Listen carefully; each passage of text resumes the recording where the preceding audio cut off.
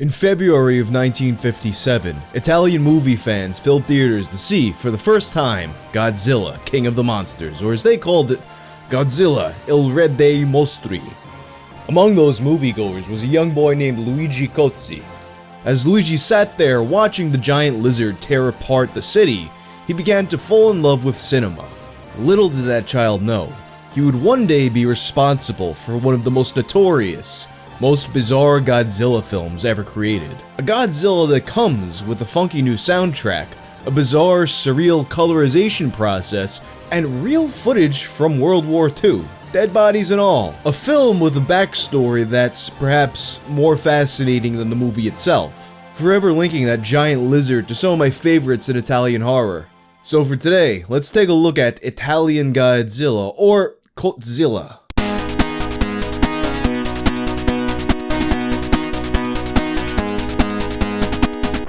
This video is sponsored by Shudder. Shudder is my favorite streaming service, basically the Netflix of horror. And if you're a fan of horror movies, you'll be able to tell that the collections on Shudder are curated by real horror fans. And they have classics like Zombie 2 and City of the Living Dead and a number of my favorite Italian horror movies. Get started streaming the best horror, thriller, and supernatural content. Shudder's expertly curated collection includes titles like the acclaimed Tigers Are Not Afraid, One Cut of the Dead, Revenge, and the Creepshow TV series, produced by Greg Nicotero and based on the famous films by George Romero. To try Shudder for 30 days, go to shudder.com and use code WANG. That's SHUDDER. I think of how Parasite, the amazing movie, won an Oscar not just for Best Foreign Film, but for Best Picture, and how it shows just how different the film industry is now when it comes to foreign films. It was such an unprecedented thing for a subtitled Asian movie to come out on top after decades of disappointing remakes, awkward dubs, all because the people in charge thought that moviegoers wouldn't want to sit down and read subtitles. And at the time, they were probably right. But it was these conditions that led to the creation of a beautiful disaster. The 1977 Italian Godzilla film, nicknamed Cozzilla for its director Luigi Cozzi, and also occasionally referred to as Godzilla the Eurotrash version. So, the original Gojira, created by Toho Films, comes out in Japan in 1954. Critics weren't really that hot on it, and in fact some actually thought it was disrespectful to the people who died in the Hiroshima bombing. But regardless of what the critics thought, the movie put asses in seats, selling almost 10 million tickets. Because at the end of the day, it's awesome to see a giant lizard blow shit up. 2 years later, we get the American version of Gojira, Godzilla, King of the Monsters. It's heavily modified now, with actor Raymond Burr edited into the movie as an American reporter covering the giant lizard attack, having him narrate the film and interact with the body doubles to put him inside the action. According to one of the film's producers, Richard Kay, they just wanted to make money, and the American public at the time would not have gone for a movie with an all-Japanese cast. So they told it from an American's perspective, or technically a Canadian. And it worked because although this version too was panned by critics, it was also a massive financial success. Not only was it the most successful foreign film in American history at the time, but now this version was taken and exported overseas, where Godzilla once again became massively successful in Japan. Pretty much everybody knows that, but what not as many people know about is that other time that Godzilla was modified for local tastes. Italian Godzilla. The year was 1976. The new remake of King Kong starring Jeff Bridges was a massive international hit, inspiring a new wave of interest in monster movies. By this time, the young Godzilla fan Luigi Cozzi was all grown up and himself a filmmaker, having directed movies such as the giallo film The Killer Must Kill Again, and having written the story to films such as Dario Argento's Cat o' Nine Tails. He was also a film distributor at the time and had a lot of success buying the rights to old sci-fi movies and screening them in Italy. Hoping to piggyback off of the success of the new King Kong, he was inspired to do something a little bit bigger than what he'd been doing. He wanted to do a full national re-release for a classic monster movie. Originally, he didn't even want to do Godzilla, he wanted to do the British monster movie Gorgo. Gorgo, in a way, was kind of a mix between King Kong and Godzilla. In Gorgo, you have a giant Godzilla-esque monster who's captured and then put on display at the circus. But then the Brits find out that Gorgo actually isn't fully grown, and then its even bigger mother comes looking for it, destroying London in the process. The owners of the rights to Gorgo, however, wanted too much money, so Luigi had to go back to the drawing board. And that's when he thought back to his childhood. Of course, why not do Godzilla? Luigi loved Godzilla as a child to the point where he even named his dog Godzilla. And in the years since he saw it as a child, there was no way to see Godzilla in Italy. So he gets in touch with Toho and tries to set this up. Originally he wanted the original Gojira, but they wouldn't give him that version of the film. Instead, they allowed him to release the American version with Raymond Burr. It's not exactly what he wanted, but close enough. So he gets on the phone with his distributors and starts to get this thing into motion, but there's a problem. You see, the original Godzilla is in black and white, and by this time we're in the 70s. People want to watch movies in color now. Playing an old black and white film like that was just too much of a risk, so all of the theaters turned him down. And that's where the gears start turning. You see, at the time, Luigi had been working on a stop-motion process for a film he was working on that would eventually become Star Crash. He realized that he could adapt this process to colorize Godzilla. He would dub this process Spectrorama 70, and it involved taking photos of every single frame of the movie with colored gels. This took over 3 months of constant work to do, and we were still about a decade away from the more modern colorization processes, so the results left a little bit to be desired. Sometimes you'll wind up with green grass and blue skies and blue water, but other times it seems like he just put whatever color he felt like and it kinda sets a vibe. Some of these frames, it feels like he just went, oh, you guys want color here, here's your freaking color. The strange blurry colors are so striking and distinct that they're what's given this movie the reputation as the psychedelic Godzilla. And the color wasn't the only issue.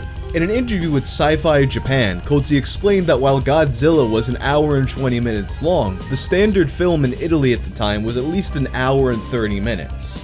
It was a little too short, so he padded it out with some more footage. Some of this footage he got from other movies such as a Godzilla sequel, The Beast from 20,000 Fathoms, Train, and The Day the Earth Caught Fire. What this movie is much more infamous for, though, is using real newsreel footage. And a lot of this newsreel footage that he used showed real dead bodies burned alive in the aftermath of Hiroshima.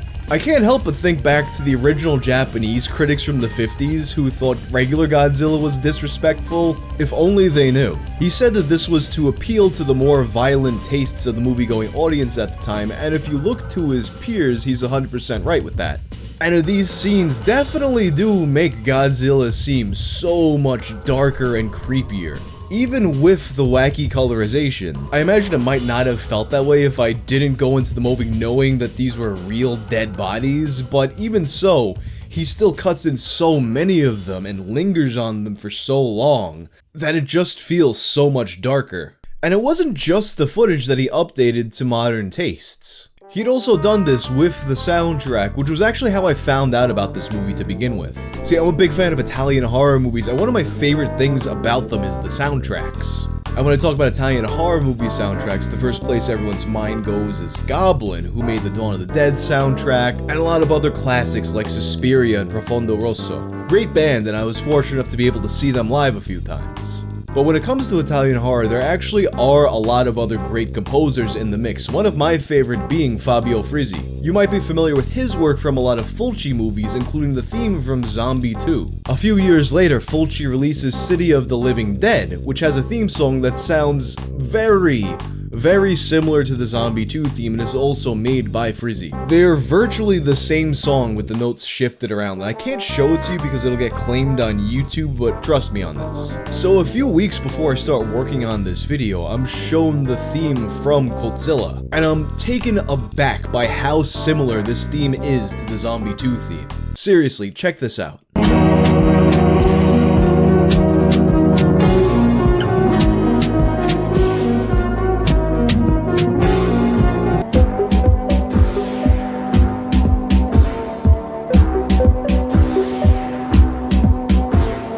So now we've got what appears to be a third version of one of my favorite movie theme songs, and I had to know what was going on here. At this point, Cozzi really wanted to make sure that people had a distinct feeling from his version of Godzilla, and at the time, he was a big fan of Goblin's music.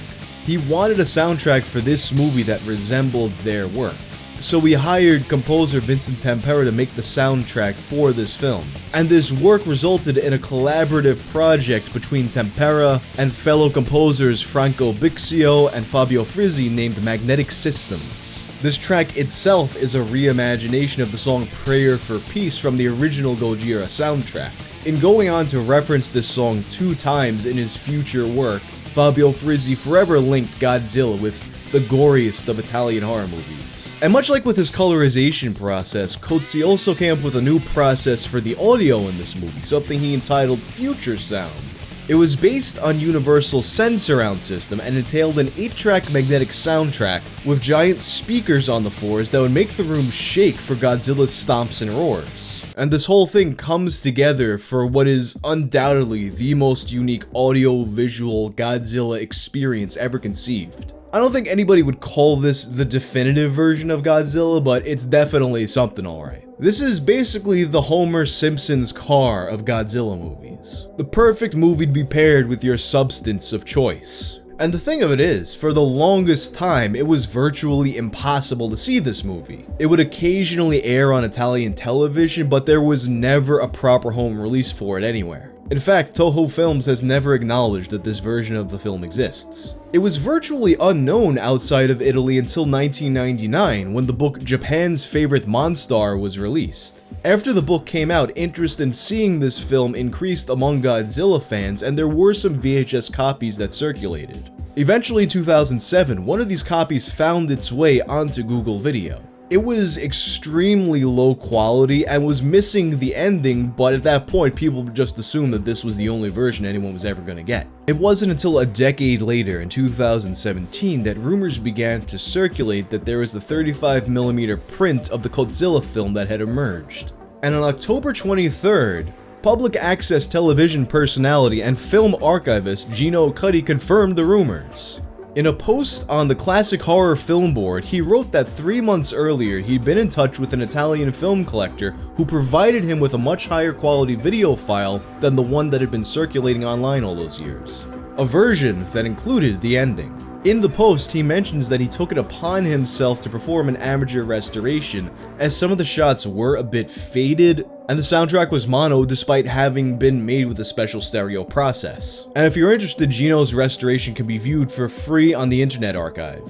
A month later, in November of 2017, Cozzilla was screened at the Fanta Festival in Rome, 4 entire decades since its initial release. And on that day, Luigi Cozzi, who had since made films such as Lou Ferrigno's Hercules movies, Contamination, and Paganini Horror, was given an award to honor his career accomplishments. Today, Luigi Cozzi operates and co-owns the Profondo Rosso shop in Rome, Italy, an Italian horror memorabilia shop named for the film that also contains Dario Argento's Museum of Horror. Definitely a place that I need to go if, we're ever allowed to travel again. So although Italian Godzilla, Cozzilla, or Godzilla the Eurotrash version may not be the greatest Godzilla film ever made, there's definitely nothing quite like it. Very much a product of its time, and an insight into how much different the film industry was back then.